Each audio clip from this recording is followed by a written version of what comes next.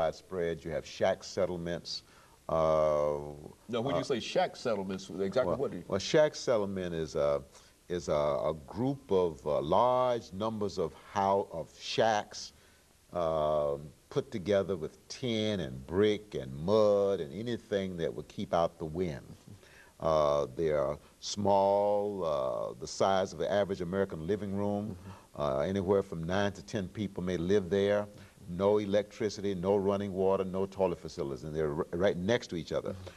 Seemingly they developed as a result of blacks being brought to the urban area to work in the gold mines, in the diamond mines, as well as townships.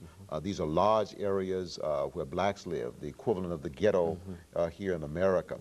And so the poverty in the townships, the poverty in the shack settlements is very, very prevalent.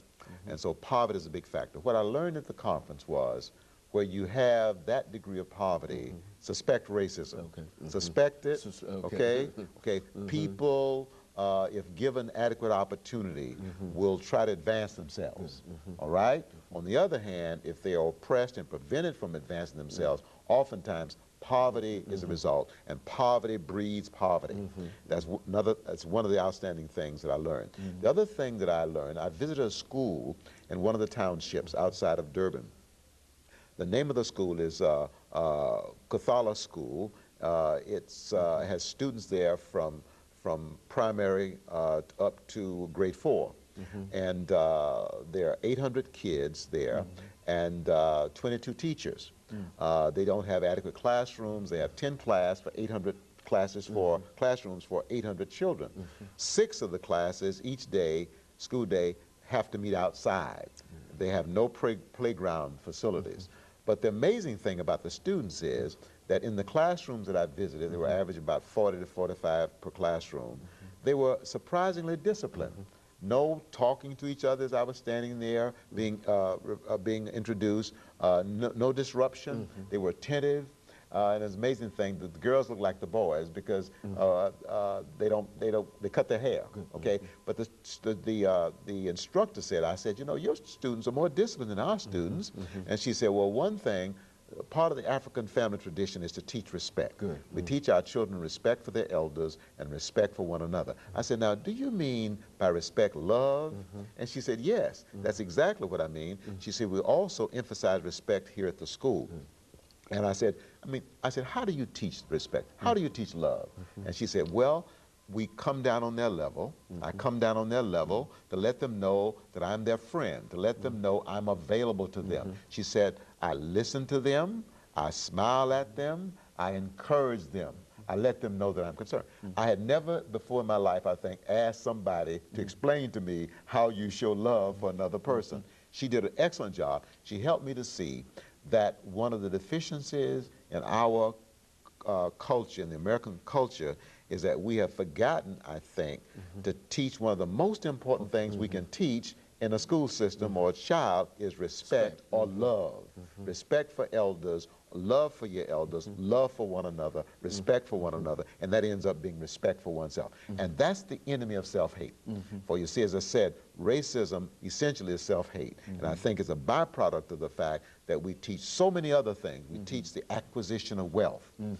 We teach the pursuit of success, same thing, okay? But the deficiency, I think, in our public school system and in our homes is, by and large, we're not doing a good enough job of teaching respect or love.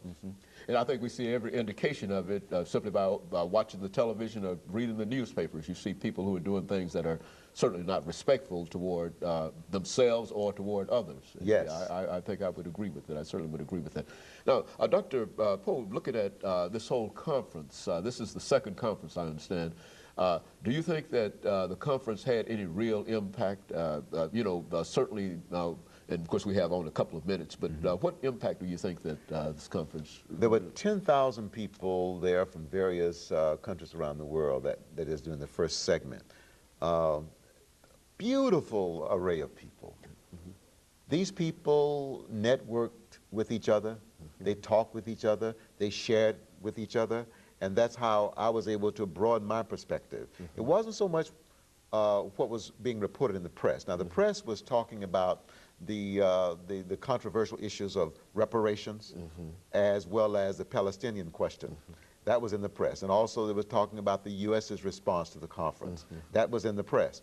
And there were some people who believed that unless the conference could agree on a position that was acceptable to most of the delegates about the Palestinian question, unless they could agree on the position that the conference should take regarding reparations, that the conference would not be a success. Not so. Okay, Not so. I'm convinced that this conference was a success because people from all over the world, 10,000 of them, left there more informed because people networked with one another and they shared with one another. And so the information that will come out of this conference will be far greater than what we believe actually happened, what might be reported. Absolutely. And that is very good. And of course, Dr. Poe, let me thank you for coming by and giving us that excellent information today. And let me encourage our audience to tune in again next week for another informative edition of Comments. Thank you and good morning.